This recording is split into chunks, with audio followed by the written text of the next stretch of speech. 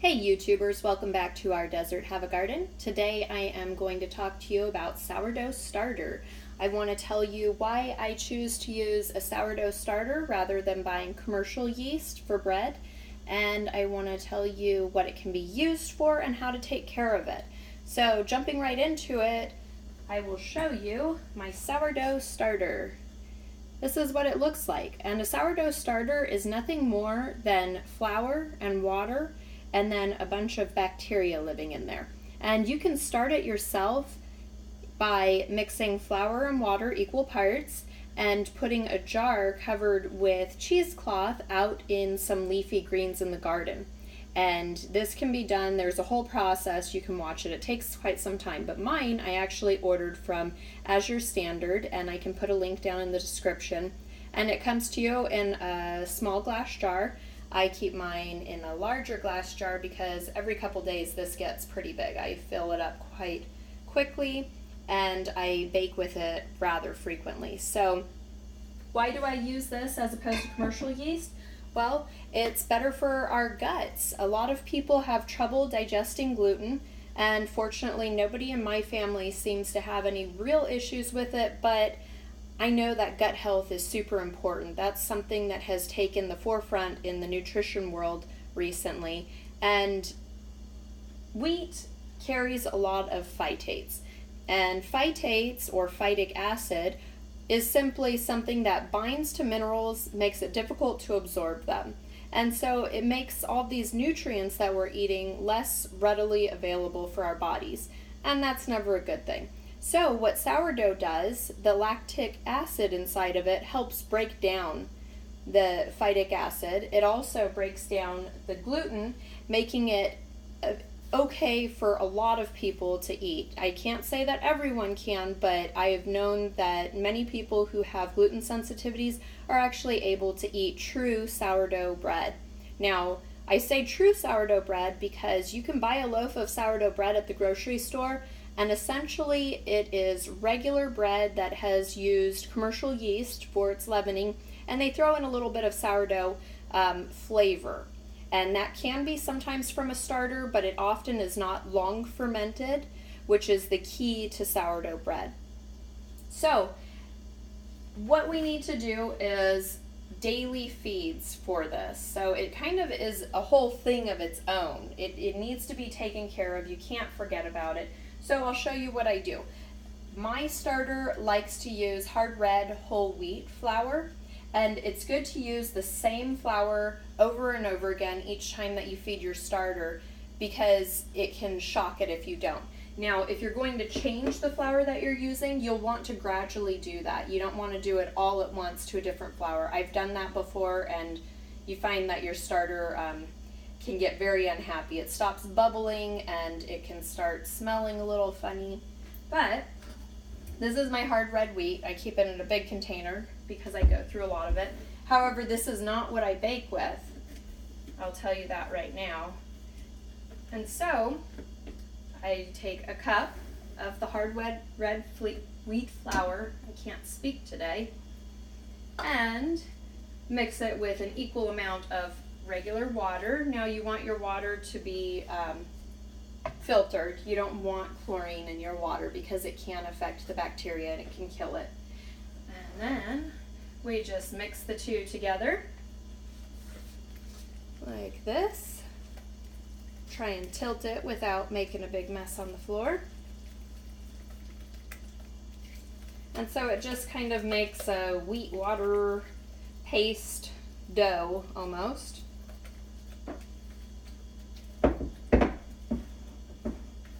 Then you take your starter that has been stored in the refrigerator and you dump it in here, and I will mix the two together.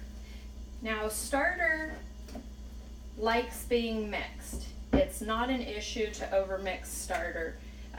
That just gets the carbon dioxide bubbles out of it, it evens it out, but it enjoys being agitated, so you don't have to worry about over mixing it ever. And it's not something that you have to mix a certain minimum amount of time either. You just want to make sure you get it well incorporated but never fear that you're over mixing. I know certain recipes like brownies or something, you can over mix it and make them too dense. But going back to the health benefits, I don't know if you all are familiar of the author Ramiel Nagel. He wrote a book called Cure Tooth Decay. I'll put a link to that in the description as well. But in there he talks a lot about how phytates and the lack of absorption of nutrients can have a lot to do with causing tooth decay. And so in his book he goes on about the actual scientific details of that and suggests long fermenting grains if you are going to eat them, and it's better for your teeth. So if it's good for your teeth and it's good for your gut, I say it's probably superior. Now, I personally try not to eat bread too much just because I am focusing on a low-carb lifestyle, but my family still eats a lot of bread, so I want to have the healthiest option available for them. So, now that your starter has been fed, you want to take a clean jar, and I use a jar funnel so I don't make a mess. Hopefully not too much of a mess anyhow. And you pour it back in here. Now the starter can be used for sourdough bread, many different variations of the sourdough bread. You can use it for waffles, pancakes, pizza crust, muffins, quick breads, brownies, cookies. So there's many different things you can use it, and it provides the leavening. So that allows you to avoid using commercial yeast. It also can be fed more than once a day if you're trying to grow it larger in order to do a big baking job, or if you're trying to give a friend some of your starter, then you can feed it more than once a day. It just needs to be about every 6 hours to process through in order to keep your starter with plenty of bacteria going in it. So right now you can see there aren't really any bubbles in there. In a few hours you definitely will see our bubbles again, and that shows that it's doing its magic. So this starter I have had for over 2 years.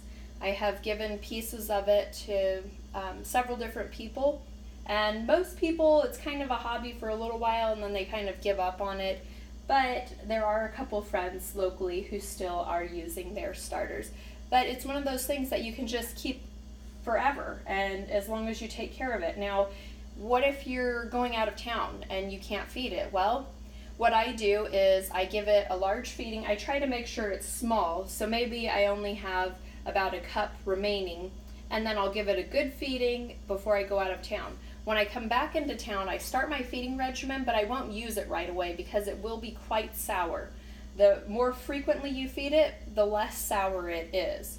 But the longest I've been gone is probably 5 days, and it took me about 2 days to get it back to being a nice, happy starter of feeding it. So while it does take regular care, it doesn't mean that you absolutely cannot leave it unattended. Now, it is always stored in the refrigerator, and you put a lid and a cap on it. You don't have to worry about it exploding over, though. However, if you get it very high, it grows and grows and grows, and you get it very high, it could, when you open it, kind of bubble out the top. But I've only had that happen once. So I use it frequently in order to keep it small. Some people don't use it as frequently, and they only add a half cup of flour and a half cup of water for their daily feedings in order to keep it smaller for less frequent use.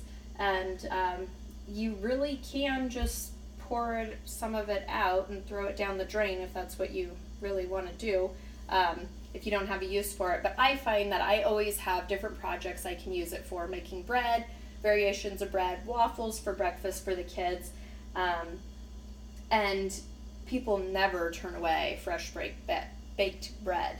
So that was kind of my simple 101 on sourdough starter.